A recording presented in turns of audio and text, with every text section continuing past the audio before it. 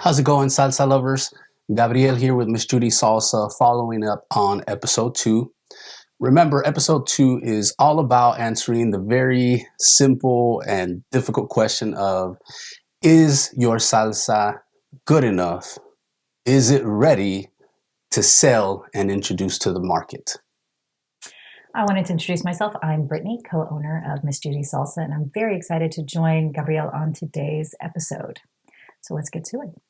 So, a little bit about our experience when we first began.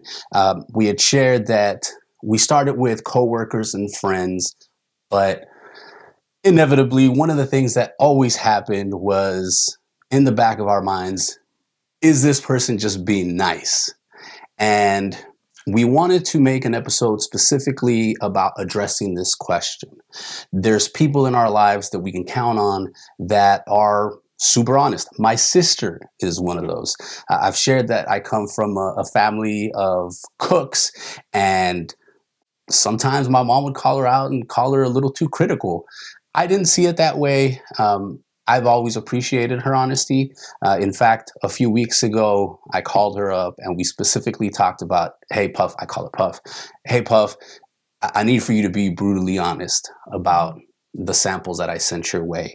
And that's what this episode is all about. How do we build a strong foundation that's going to help us to understand where our salsa is, where our recipe is, what are the areas that need growth? So today we're really going to be talking about the difference between a good salsa for our friends and something that someone's willing to give money to you for. So we are Miss Judy Salsa, and today we're going to get real about product validation. So in episode 1, we shared the beginning of our journey, but we wanted to give you a more concise tool, if that makes sense. So what we have created is this rubric. We're going to invite you to head over to our website, check out the page that is specifically titled Downloads, and all you got to do is click to get the document. You don't need to sign up. We're not interested in getting your emails. I mean, of course, if you want to stay connected, do that, but that's not what this video is about. We want you to have access to this tool in real time. Also, it's important to note that this rubric is an imperfect tool. So use it as inspiration for your own journey. You're going to see so many categories on there, and there's no way for us to know the context with which you're showing up. So use this as inspiration, play with it, replace some of the, categories, trim it however you see fit. This is a free tool for you all to use as a foundation. So now that you have this tool, you want to think about the different groups of people that you are going to share your salsa with and that you are going to give this assessment tool. We've put together a short list of the different types of groups you may consider. So group 1 for us is those folks that have a delicate palate. These are the people who are creative in the kitchen. These are the ones that stop by and have really in-depth conversations with you about how the various stages of freshness of your cilantro will impact your salsa and your recipe. These are the folks that are going to taste your salsa and immediately be inspired. Hey, you know what? This would be an unexpected combination. Hey, have you thought about doing this? As I'm sharing this with you, we have one particular very loyal customer who's awesome. And for the longest time, he told us about, you got to try your salsa on a burger. As you can probably assume, I did not grow up putting salsa on burgers. That's just not how I grew up.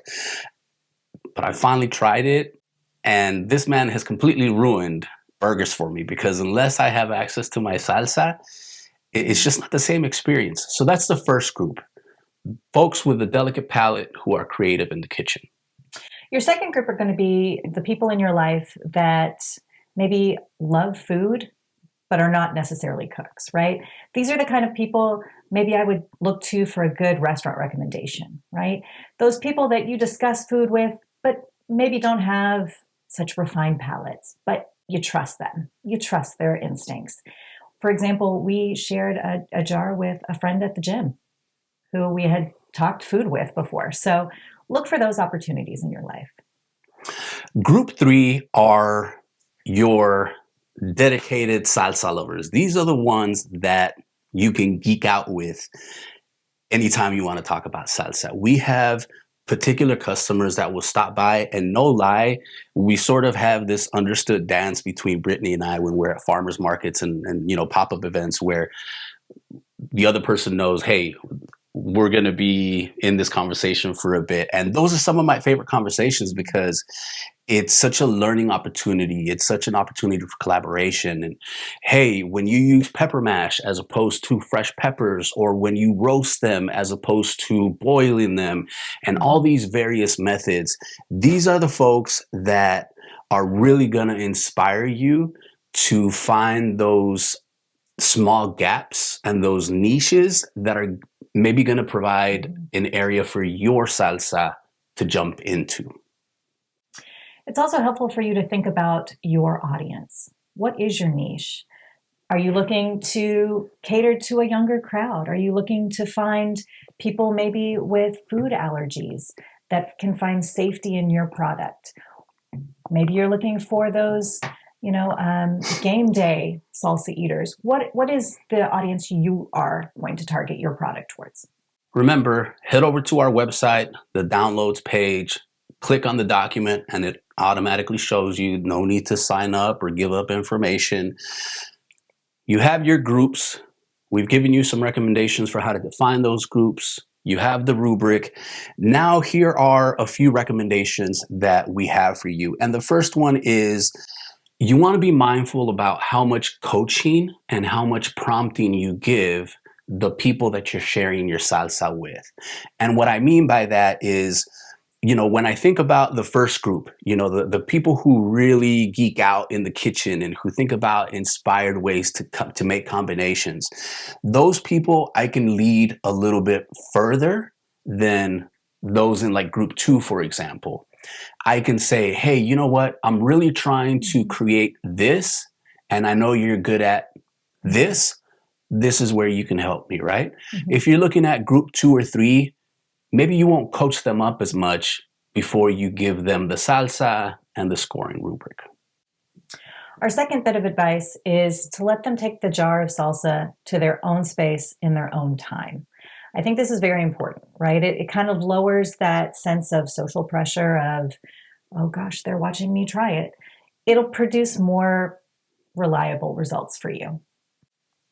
Our third recommendation is you want to be mindful about the tool that we're providing.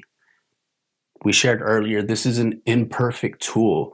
Unless you approach us and give us your very specific context where we can give you very clear, concise recommendations via this tool, this is an imperfect tool. And so we're going to encourage you to, again, be creative with it. Slice some of it, eliminate some of it, add some new tools.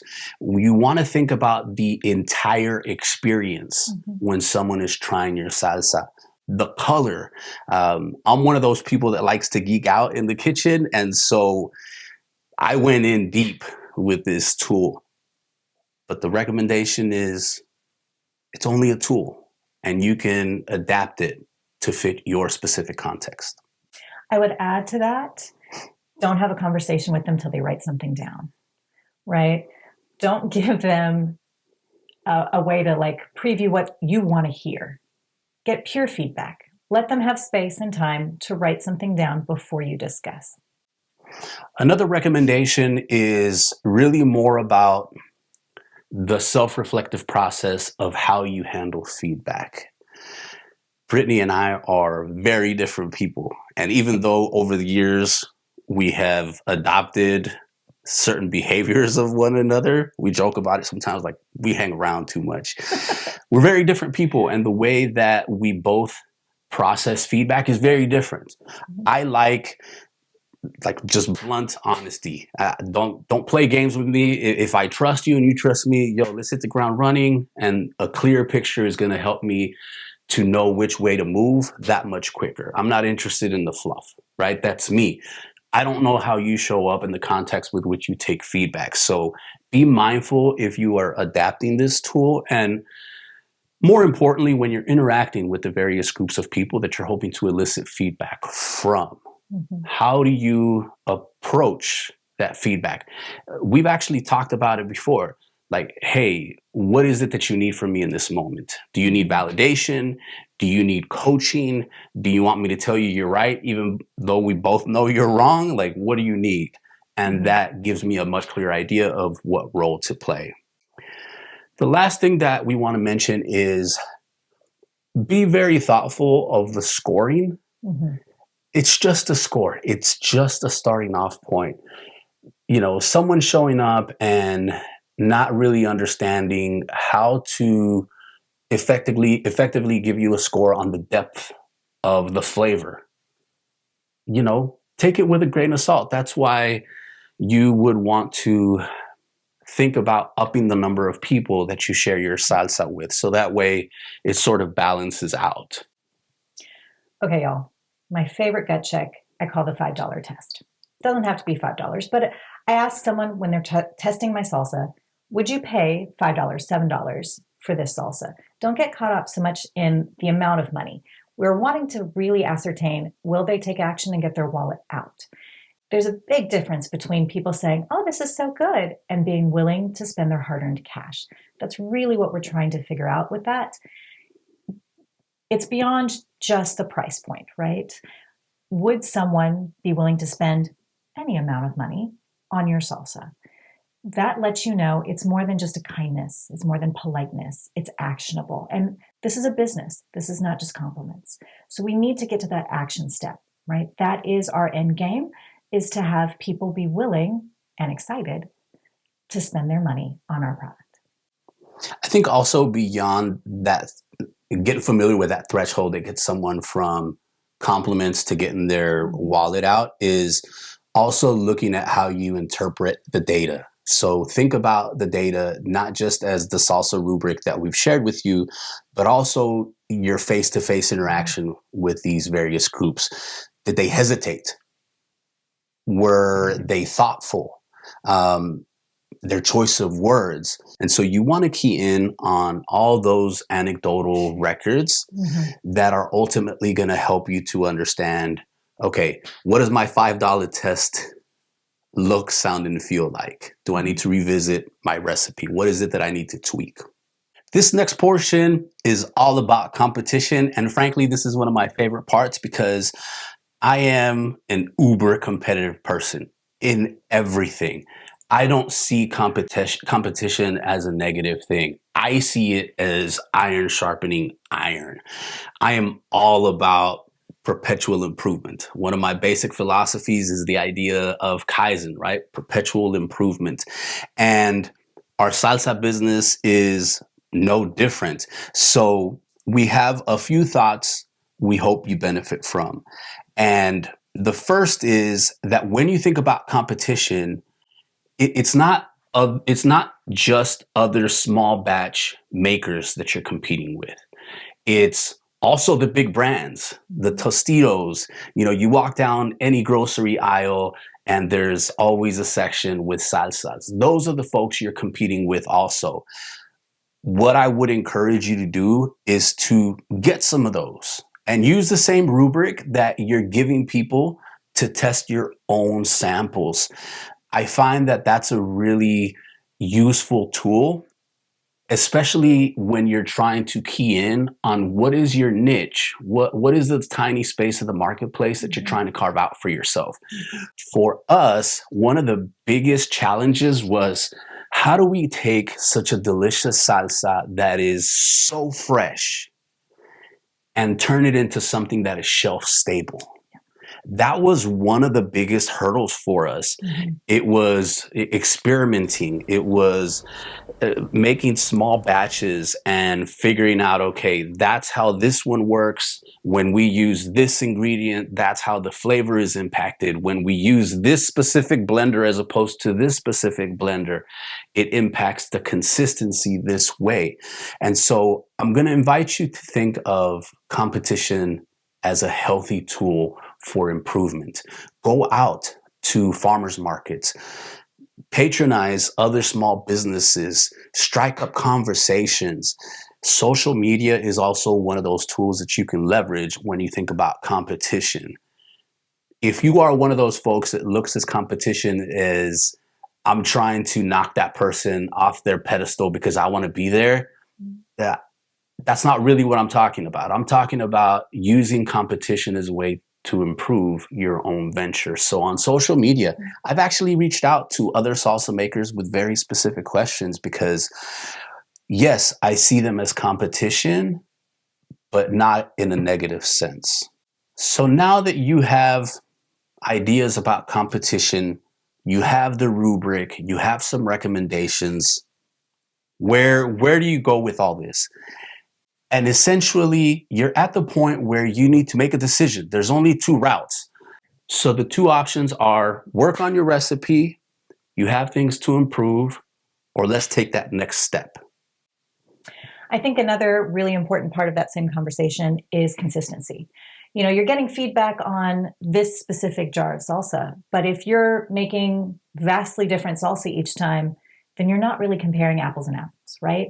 So you need to refine your practice in a way that you're producing consistent salsa each time so that the feedback you're getting is beneficial and not just a one-off, right? So I know for us, we have played with this several different ways. I remember chopping onions was like a really big thing we analyzed. We were trying to make it more consistent and used a tool rather than hand chopping, and it affected our salsa in a way we didn't enjoy. So we had to go back and readjust.